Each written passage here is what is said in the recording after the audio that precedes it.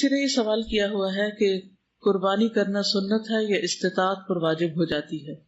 اصل میں میرے نزدیک یہ سنت اور واجب کا جو کانسیپٹ ہے یہ ارریلیونٹ ہے. مجھے یہ بتائیے کہ ابراہیم علیہ السلام کو جب حکم ملا تھا قربانی کرنے کا تو انہوں نے کیا کہا تھا کہ یہ لازمی حکم ہے یا اس میں کوئی چھوٹ بھی ہے؟ قربانی کرنے کے لیے کیا صاحب نصاب ہونا ضروری ہے؟ صاحب نصاب سے مراد یہ کہ 7.5 تولے سونا ہو اور پھر اسی طرح چاندی، کوئی ضروری نہیں ہے. بعض لوگوں کو شوق ہی نہیں ہوتا سونا رکھنے کا، لیکن ویسے ان کے پاس مال ہوتا ہے کہ وہ قربانی کر سکتے ہیں. تو یہ تو شوق کی بات ہے، تو محبت کی بات ہے. کیا جس پہ زکوٰۃ فرض ہے اس پر قربانی بھی فرض ہے؟ اصل بات یہ ہے کہ جو صاحب استطاعت ہو، تو ظاہر ہے کہ جس کے پاس اتنا مال ہے کہ وہ زکوٰۃ دیتا ہے تو اس کو قربانی بھی دینی چاہیے.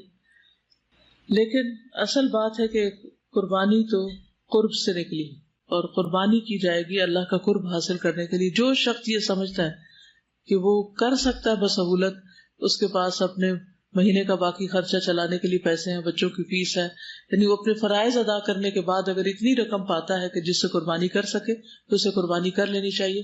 اور ان جھگڑوں میں نہیں پڑنا چاہیے کہ اس کے پاس سونا کتنا اور چاندی کتنی اور پیسہ کتنا ہے. ٹھیک.